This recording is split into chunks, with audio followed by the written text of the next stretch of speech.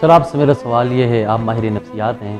یہ دیکھنے میں آتا ہے بہت سارے لوگ اس طرح کی باتیں کرتے ہیں کہ جی زندگی میں یہ کام نہیں کر سکتا، میں خوش نہیں رہ سکتا، اگر مجھے وہ کوئی اس کی زندگی سے چلا جائے، کہتے ہیں اگر آپ چلے گئے تو میں آپ کے بغیر جی نہیں سکتا۔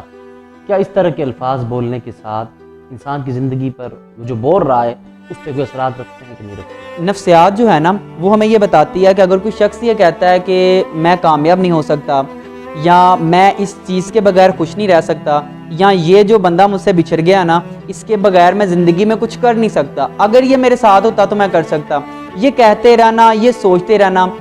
یہ نا آپ کے دماغ کو تحریک دیتا ہے۔ ٹھیک ہے، اب یہاں پہ میں اس چیز کو واضح کر دوں، آپ کا دماغ کسی چیز کو مذاق نہیں لیتا۔ آپ کہہ دیں کہ میں کامیاب نہیں ہو سکتا اور آپ کہیں میں نے تو مذاق میں کہا تھا، نہیں،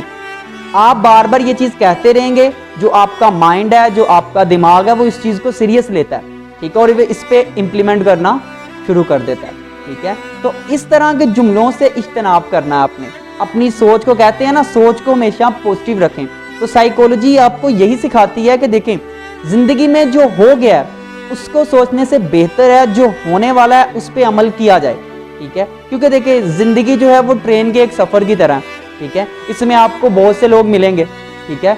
اپنے اپنے سٹاپ پہ اتر جائیں گے، ٹھیک ہے، ہو سکتا ہے آپ کی جو منزل ہے وہاں تک جاتے جاتے ٹرین کا ڈبہ خالی ہو، ٹھیک ہے، بہت کم لوگ ایسے ملتے ہیں جو ساری زندگی آپ کے ساتھ ہوتے ہیں۔